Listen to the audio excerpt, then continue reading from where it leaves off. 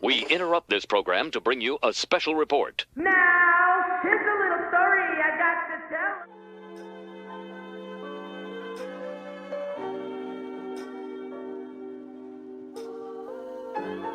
tell. Welcome back. I hope everything is on the gravy with you all. It's good to be back. It's good to have another sit down and shoot the breeze. I'm in a new setup, a new fresh setup, nice and cozy, a cushioned seat.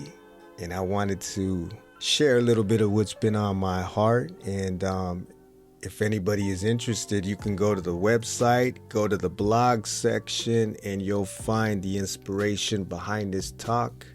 And if this is your first time stumbling across the show, this is Giants Amongst Us, where we share in the unique human experience and where you're going to hear real stories told by real people just like yourself. You're not going to get clued in on the Hollywood squares or the latest gossip. We don't care about what Taylor Swift tweeted last night or who Brad Pitt is marrying next weekend. None of these influencers or supposed stars of any concern to us. This isn't about that. This is about the everyday people just like yourself. If you want to call them ordinary, go ahead and do so, but they're doing extraordinary things. And what I mean by extraordinary is the fact that these individuals, just go to the website, listen to past stories. These people have, in one way, shape, or form, taken responsibility and accountability for their life's experiences.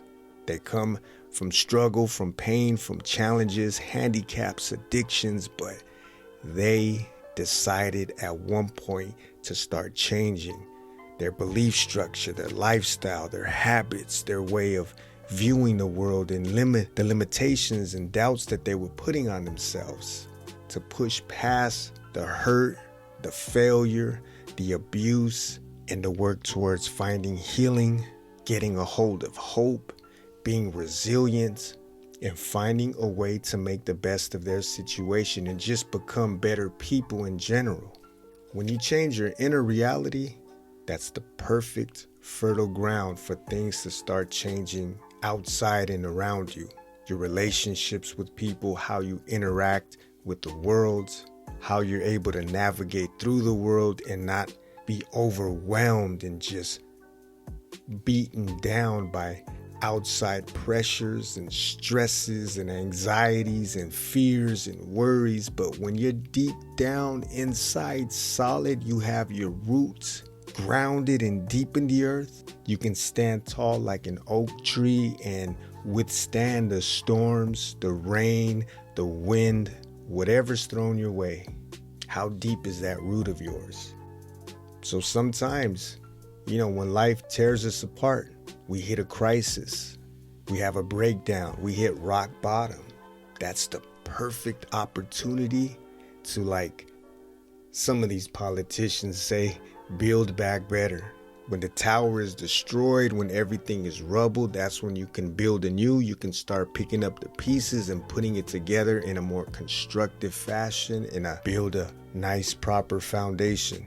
I just wanted to share some thoughts, and this is something that I planned to do, was to just share ideas, things that weigh on my heart, convictions that I may have, and pepper them in between the stories. I've already had a few interesting conversations, and I look to publish them in the next upcoming weeks. I look forward to sharing them with you guys. You can, like I said, if this is your first time listening, you can go back and check through the archives and listen to past stories. But I'm excited to have a few more interviews lined up, and I think you guys will find some value in it. I know I enjoyed having those conversations, and each one is a learning experience for me, and each one I'm encouraged more and more to dig down and do my own inner work. And it's not about trying to become holy or righteous or anything like that, but it's just about getting in touch with who I truly am, outside of the pressures, outside of persuasion and manipulation. Because let's face it, this digital age, We have advertisements. We have so many things that can nudge us this way and pull us that way. And if we're not solid and sure about who we are as an individual, if we don't know ourselves, there's a group that's going to tell you who you are. There's another group that's going to tell you how you should live. There's another group that's going to tell you how you should think. And you're just like a leaf blowing in the wind, unsure.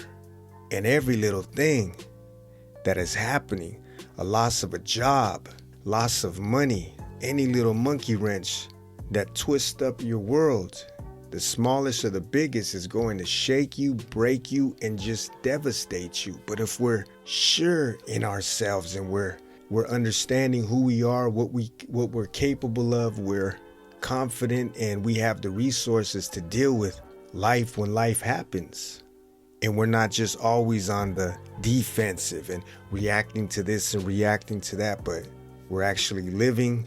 We're able to see things for what they are. We're able to learn from our mistakes. We're able to think things through critically and not to just be affected by a headline or something that's trending and let's just say giving away our power and our individual freedom to live a life that is more self-sufficient, to live a life that is balanced, a loving, and more fulfilled life. So this whole idea, the podcast, the show, and the connections shared, it's getting back to that human element, because if we're not careful, we can lose it, especially with all of the advancements in technology and everything is becoming more and more digitalized, and we're being encouraged to pursue a virtual reality.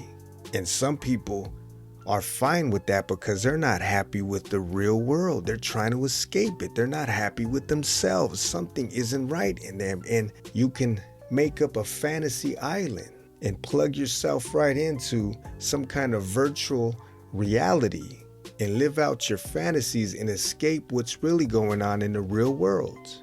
So if we're not careful with all the wonderful advances in technology, the way that right now I'm able to just press record, speak through this microphone and upload it, and after uploading it and putting it into the cloud, throwing it out into the ether, and anybody with internet access, no matter where they are, east, west, north, south, overseas, on a big hill, low hill, they're under a rock in a cave. If they have internet access, they can listen to this. We can connect. They can get in touch with me and I with them. That is magic in itself. The advances in technology, the leaps and bounds that have been taken with medicine. But if we're not careful, this can also draw us away from the human nature, our human nature. And that's a slippery slope, because then we start to lose touch of who we are as people, as human beings with souls, with spirits, with emotions, with intuition, with creative abilities, with creative imaginations, all of that. Logic, reason, critical thinking. These are ingredients that make us human beings, the ability to love, to care, to think empathetically, to reflect.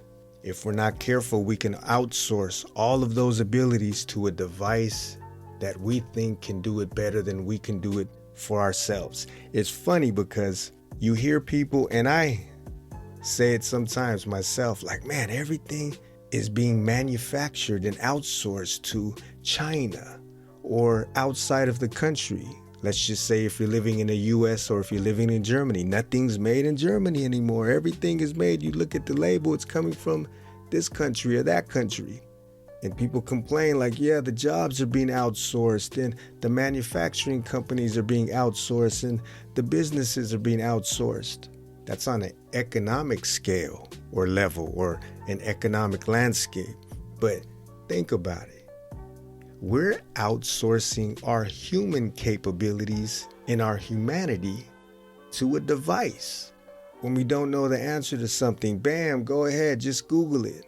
Something's wrong with your stomach, bam, just go ahead and Google it. I don't know what to do with my kid. He's up and down. He's bouncing off the walls. Bam, just go ahead and Google it. They have an app and it'll tell you when you need to start moving again because you've been sitting down for too long. We're outsourcing all of these things that make us human to a device, to this smartphone or a smart device that's supposed to be, that they say is smarter than you. It's more capable than you. If you believe that. There's stickers that I'm sure you guys are familiar with. It says dumb people with smartphones. And that's the whole point of it. You know, where the algorithm is going to supposedly be able to do all these things that we used to be able to do. Primitive man, days of old in ancient times, were really in touch and in tune with nature, with themselves, with the stars, with the seasons, with all of that. But this new advancement in technology, they're saying, these thinking heads and these developers and these technocrats are saying that the AI gods, this algorithm, I mean, we do in a way bend down backwards for it, to please it, to do anything to boost our ratings, to put us in front of all the other videos, to give us more likes, to get us more engagement. Whatever it is that's supposedly helping your content get pushed up by the algorithms you're willing to do, even if it's something that doesn't really sit right with you or you don't agree with it, but just for the sake of the algorithms are going to push it and put it at the top, I'll go ahead and speak about this or make content about that. I mean, who wants to be talking to an empty auditorium? But yeah, like I was saying, these wizards of Oz behind the curtains are saying that the algorithm, that we're going to get to a point, if we're not already now, are going to know you more than you know yourself. The central idea of this new worldview, which you can call dataism because it invests authority in data, the central tenet is that given enough data, especially biometric data about a person, and given enough computing power, Google or Facebook can create an algorithm that knows you better than you know yourself.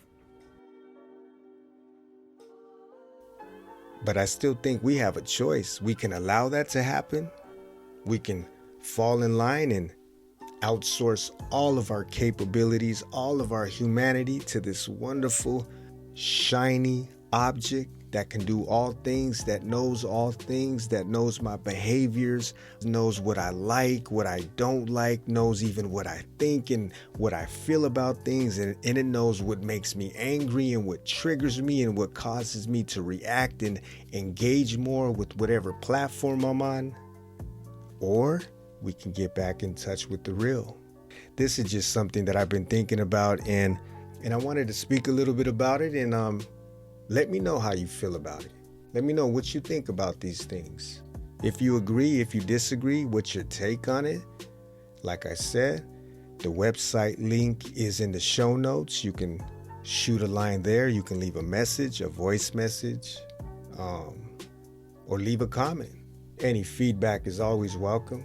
Even if you just want to say hello or let me know where you're listening from, how you're listening to the show, that's cool too.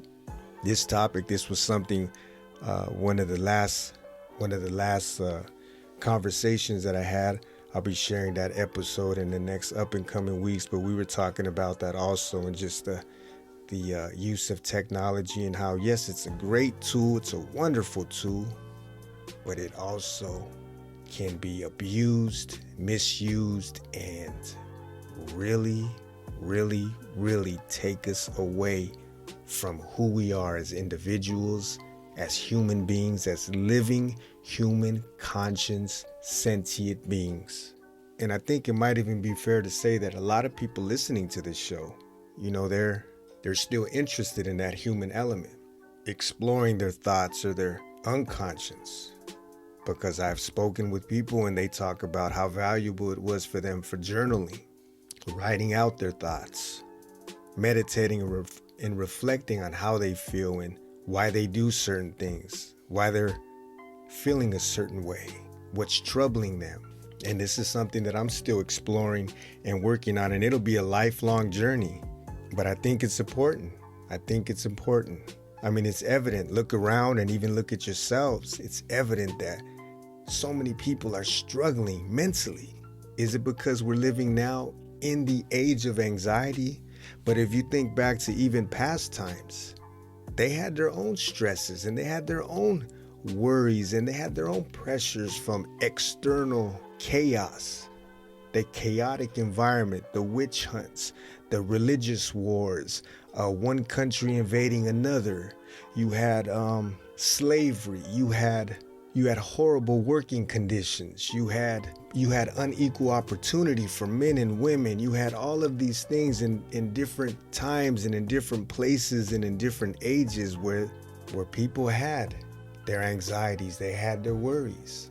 Even old philosophers and psychotherapists hundreds of years ago in the 1800s, the early 1900s, still write about this sickness, this illness in society, these neuroses, the struggling inner conflict that we deal with as human beings, and the different ways that we try to compensate for it, the different ways that we try to cope with it. But there's a time where it reaches the surface and it makes itself known. And we might experience that in sickness. We might experience that in our bodies deteriorating, our health deteriorating, being crippled by anxiety, fears, and all these different schizophrenic episodes, the manic depressive episodes, and all these different symptoms, somatic symptoms or mental disorders that stem from that inner conflict or that inner struggle and turmoil that's going on that we haven't looked at, that we haven't tried to work out. Sometimes we don't know how. What's encouraging to see now is that a lot of people are talking about it. Not just the women. It's not just a feminine topic where, oh, you're not meant to be talking about your feelings or your emotions when you're a man, but you hear that even from men that have been in combat, men that have been in prison, men that have worked hard jobs, raised families, just men in general, also talking about their mental health, their emotions, things that they go through. So this is across the board. And I kind of went on a huge rant, but so this is just a call back to those who feel like they're getting pulled away. They're getting pulled away from who they are as people. As a kid, you're innocent. You're like an empty slate in a way. But then slowly, through education, through society, through friends, through family, through strangers, through work, through organizations, through clubs, whatever it is, little by little, you're being impressed and sometimes told what you're capable of, what you can do, what you shouldn't do, what you should strive for, what line of work you should fall in. But where does that leave us? In the midst of all of that, who are we?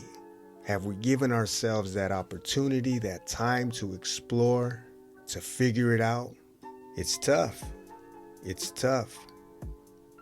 And then we find ourselves trying to be something that we see maybe on TV as, oh, that's success. That's what I want to do. There are times where something resonates with you. You see someone and they're a role model. They're a mentor. You see someone and you look up to them and you say, that's what I want to be. That's what I want to do. But the point is to get real with yourself, get honest with yourself, and entertain those questions and those thoughts and reflect on what it is that you truly like, what it is that you believe in, what it is that you find honest and truthful and good, despite what they're saying, despite what this clique is saying or what they're telling you to believe, despite all of the outside pressure.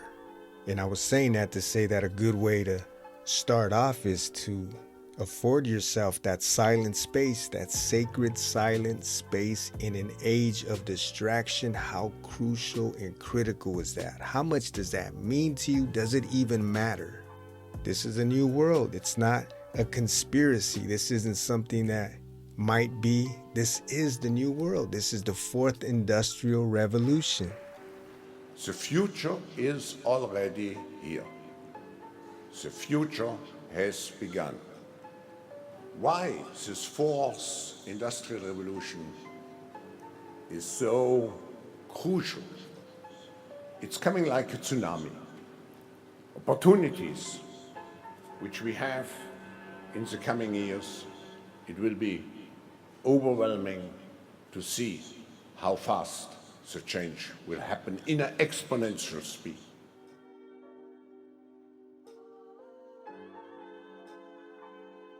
This is the digital age. And in this new world, like I said, for all the great that technology has brought upon all of us, we're able to enjoy it in a lot of different ways. The instant access to so much information, but it could be the case of information overload. We have so much information, we can't even, our minds and our conscious selves aren't even meant to process this much information. But in this new world, this brave new world, if you want to call it, this digital age, our silence, that sacred space of silence, is being swallowed by technology. It's being eaten alive and in the belly of the highest bidder. That's a fact. This is the attention economy. Our data, our personal information, feeding the algorithms every second, every minute, every hour. That's the new gold. Let me ask you a question about XAI and what you're doing.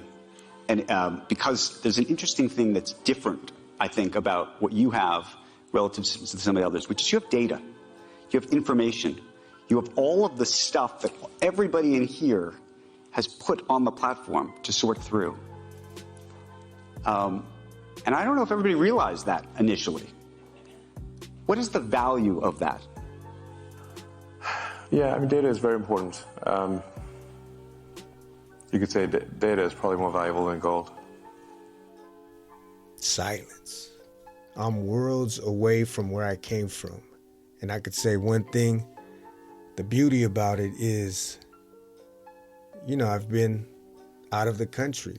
I'm originally from California. I've lived in Germany for the past 6 years. And I've pretty much just been to myself. It's my wife. She has family when they come over and visit. I have colleagues at work that I associate with, but not much outside of that. It's really just family time. I'm here, so I've had a lot of time to spend away from my old environment, old friends, family, whom I miss. But honestly, there was a lot of people in my life, excluding family. I'm talking about just people that I spent time with that were not in the best of place and not the best of influences on me. So in one way, separating from that environment and having the time and the space to be alone, I think has been a real positive thing. And also, of course, to have a loving, patient, and understanding wife and partner by your side, that helps all the more. You give me 9 miserable people that you're hanging around, and you're probably going to be the 10th. So I've had time, away from my natural habitat. But that doesn't say, like I said, away from that, but still with technology. Confine yourself just doomsday scrolling or spending time online and checking to see what this person's doing or what that person is doing or how they're living. And even though you may be separated from, let's just say, your old environment, old friends, or whatever it is, but you still have the opportunity, because of that ball and chain, that smartphone, that Android, that iPhone, whatever it is, you still have it in your pocket, you still have it on your hand, you still have it at the hip, it's on your person at all times, and you can just stay on the screen and just days and days and days till you're confused and in a haze. And that is a good way to have some time in solitude by ourselves snatched away from us. That's a good way to give it up. And I say that because I've been there. And I'm trying to just be more conscious on the things that I'm consuming, what I'm filling my mind with, not just my physical diet, but also my mental diet. Is it junk food? Is it good for me? I mean, of course, I'm not just saying that everything has to be on the higher learning tip and it's got to be about enlightenment, but what are you spending the majority of your time consuming and most of your energy towards? What are you giving that to? What are you allowing to influence or fill your life, your conscience? What is it? Remember that old saying, you are what you eat. So this silence, this solitude, away from the world's pull or the demands and the stresses of the day or your Instagram feed, that's the very solitude Ralph Emerson spoke of when he said it's there where you'll be able to hear the whispers of the gods. How many of you ever heard the whispers of the gods? Some kind of aha moment, an epiphany, a revelation, a tugging at your heart, or even just some kind of soft conviction to pursue something, an answer to a problem, any of that. How important is your silence? How important is silence and solitude to you? Even the World Health Organization, the WHO, as slimy and as snaky as they've proven to be, they argue that excessive noise is a serious threat to human health. And we're not just talking about car traffic or airplanes flying overhead, but we're talking about excessive noise, excessive stimuli, all of this chatter and this buzzing, this information overload that I talked about, being bombarded by advertisements, by products, by brands, by things that you should buy, by trends that are trending, by fears or the latest headline or the next news break. Remember at one time when I was younger, the news came on once a day or twice, and that was in the evening, in the afternoon. Now, all day, every day. As long as you're staring at that screen, you're getting breaking news, what to be afraid of, who's warring against who, how high gas prices are, the protests, what virus is out to get you, man, the boogeyman that is out to get you. I'm not saying whether these things are real or not real. That's up to you to decide. But talk about excessive noise on a daily basis, all day, every day, from when you wake up to right before you shut your eyelids and go to sleep. What is that doing to us? As humans, we're not capable. We're not built to consume and process so much information. But yet this very structure, modern society, this new age that we're living in, the fourth industrial revolution, this idea of being connected at all times, and we don't even just want you carrying the device anymore. You can wear it or you can put it under your skin. That's even better. How convenient is that? This structure, this infrastructure has created a vacuum that is sucking the silence right out of us. Our attention, it's being robbed and held hostage. How many of you are looking to get it back? I know I am. We don't even like to be alone anymore. It's boring, isn't it? I mean, who wants to be alone? It can make you feel some type of way. Lonely, afraid, vulnerable, and even crazy. Some people might say, don't you have any friends? But if we go back a little bit to the great figures of the past, let's just rewind the clock a bit. Some of these great figures that were so quick to talk about or reference or look up to and say, man, this was a righteous person. They knew it all. They had the answers. They had the key. Some of them even looked to these people for guidance and to try to replicate their footsteps and their lifestyle and their philosophy. They reached that legendary status after long stretches in solitude, like Jesus for one. Whether you take him to be an actual man or a story that's symbolic of something else, that's up to you. But Jesus was led by the Holy Spirit through the wilderness, tempted by the devil 40 days and 40 nights. And it was in that silence, in solitude, away from everything, away from the religious people, from the heathen, from all of that, from the temples. It was in that silence and solitude where he found his strength and became his message, which was salvation in the flesh. Or what about the story of Siddhartha, his quest for enlightenment? After putting his body through all types of torment, sleeping on thorns, starving himself and fasting, it was only years later where he found that quiet spot in silence, sitting underneath the Bodhi tree, the tree of enlightenment, and meditating there, reflecting there, being present and in the moment there. It was then where he found his clarity and seen life for what it truly was and is. For some cultures, a journey in solitude, that was an important part of the rite of passage through which an adolescent boy then became a grown, mature man. He had to hunt, he had to forage, protect himself from the beasts of the jungle, and he had to face his fears alone. Into the unknown and into the darkness he went. And those who were successful, those who made it out alive, were the ones that were accepted back into the community as worthy men. There's a healing power found in solitude. And there's also a creative power that comes from silence. In darkness, that quietness, that stillness. Darkness, that's the sound of silence. In most stories and myths about creation, it's from out darkness that light comes and life begins to spring forth. Life begins to happen. Things start to form, they breathe, grow, move, and start being. It's that creative force. In the beginning, the book of Genesis says, going back to the Bible, God created the heaven and the earth was formless and empty. Darkness was over the surface of the deep, and the Spirit of God was hovering over the waters. Before creation even happened, things were formless, empty, and in darkness. And the Hindu creation story, we can go back to that. It begins with the universe in chaos and in darkness.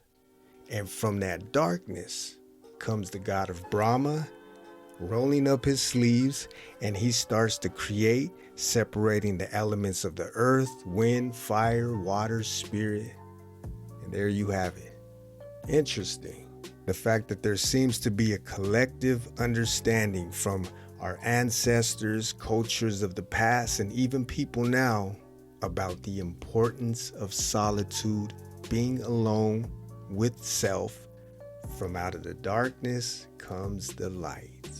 Considering some of these things, isn't it very curious that modern society in all of its tentacles is fixed on capturing our minds, our time, our energy, and that is the whole idea and the concept, the philosophy behind the business of this attention economy, keeping you captivated at all times. We want you interacting and engaging and stuck on this, and you spending more and more time on this platform engaging with this app than you are with yourself, with the real world, and with the people in your life that means something, or just engaging in the world that's happening outside and off the screen.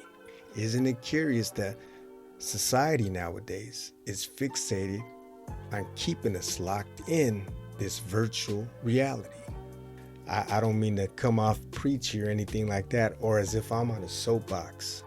I'm trying to be conscious about it. I'm trying to be mindful about it. And I'm not trying to be consumed or lose myself in the process.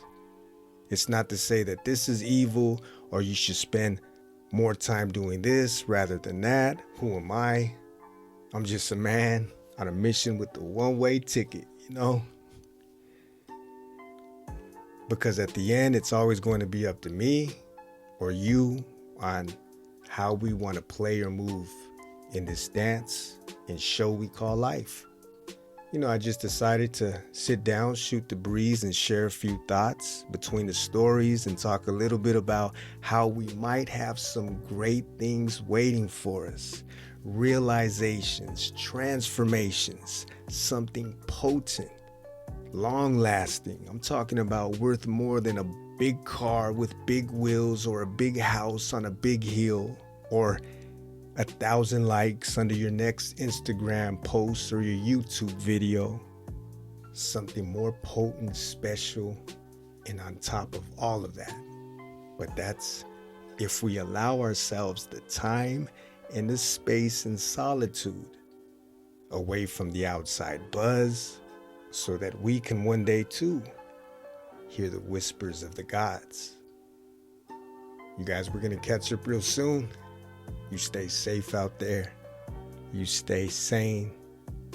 Till next time, and very soon. Peace.